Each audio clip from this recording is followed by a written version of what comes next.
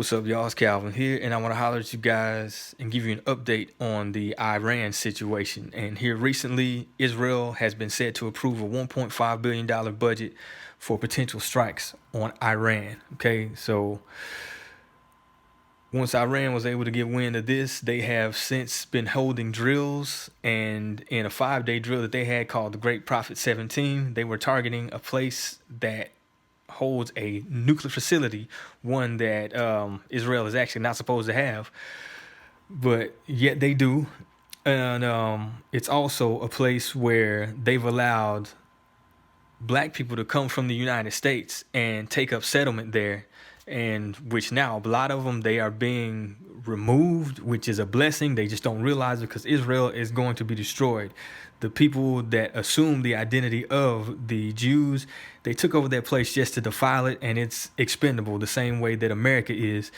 And as crazy as that may sound, if you take a step back and just look at the history and see how things have been set up to this point, you will see that it is not anything far-fetched and crazy, because when it comes to the people who call themselves the Jews, they held something called a Holocaust. And if you look up the Hebrew meaning of that, it means sacrifice.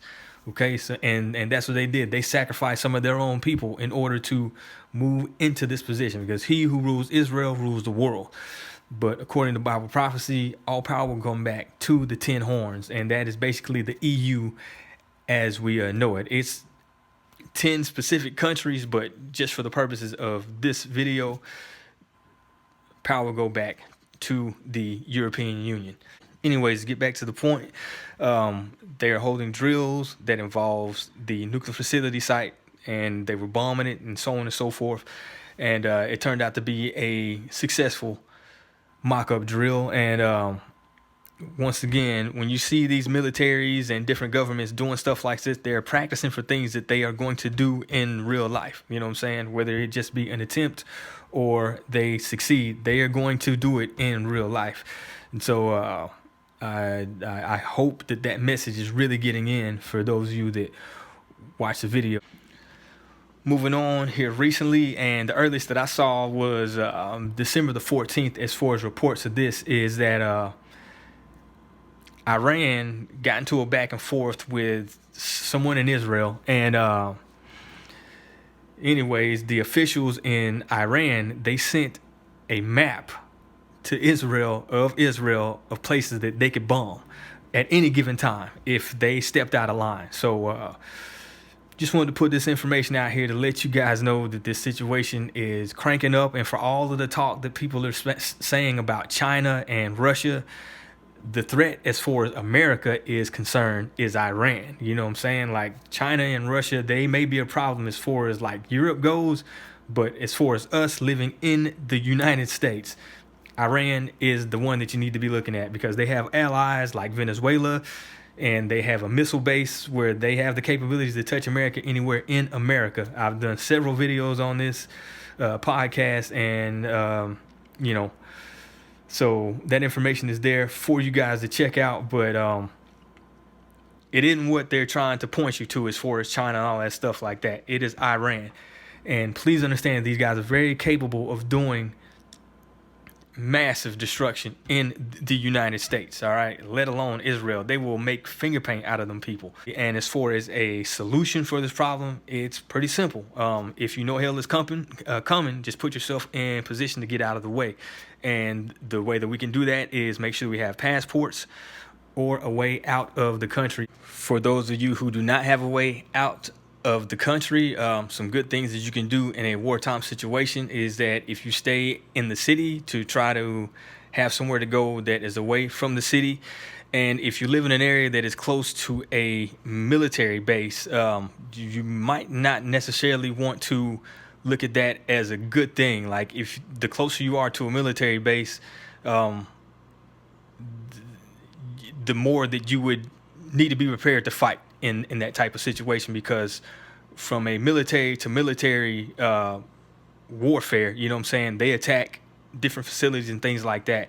This includes military bases, of course, but also military contractors. And it isn't just like the physical base, it's the actual people that work in them. You know, the same way that the American and Israeli governments were assassinating Iranian scientists and their generals and, you know, stuff like that. Like, we're faced with the same thing here. So, people that stay in those types of areas, you know, the main thing is just to be aware and, you know, be sure to trust your gut. If you feel like you need to bust a move, then bust that move and go ahead and get out of the way and be safe rather than, you know, stand up to something that most people are not prepared to stand up against. You know what I'm saying? Like straight up and down. So, you know, can't stress that enough for those of you who stay near a military facility or, you know, something that could greatly be needed within their supply chain, any type of contract. You know what I'm saying? Definitely want to keep an eye on that. Also, if you stay near a nuclear facility, you definitely want to get far away from that thing during the time of a war type situation, because as you can clearly see with the exercise that Iran is running, they are targeting nuclear facilities. And if they're targeting them in Israel, they're also targeting them in America. And once again, they have the capabilities to realistically hit every single nuclear facility that we have. Before it comes to that, you know what I'm saying? One thing we can do is just pay attention at this situation right here. And then from there, you just simply have to trust your gut. There's no need to get into a panic. If you prepare it properly, then you just, you know what I mean, carry out your plan and have faith that it's going to be okay. Because, you know, there's nothing guaranteed and there's nothing foolproof. But as I said before, if you see hell coming, just, you know what I'm saying, do what you can to get out the way. And most of the time, as believers, particularly when God sees that, that is faith with works, and that is full of life instead of death, meaning faith without works. So, you know what I mean, you have to do something that is going to help yourself out. And, you know, most of the time I have seen miracles happen. You know what I'm saying? Straight up head scratchers in a whole lot of situations, and y'all have seen them too. And so regardless of whether you are a believer or not, you still need to get prepared. You know what I'm saying? And with this Iranian situation, it's no different than a storm coming. You know what I'm saying? So no need to panic. It's a real easy fix. The idea is just to be aware of it.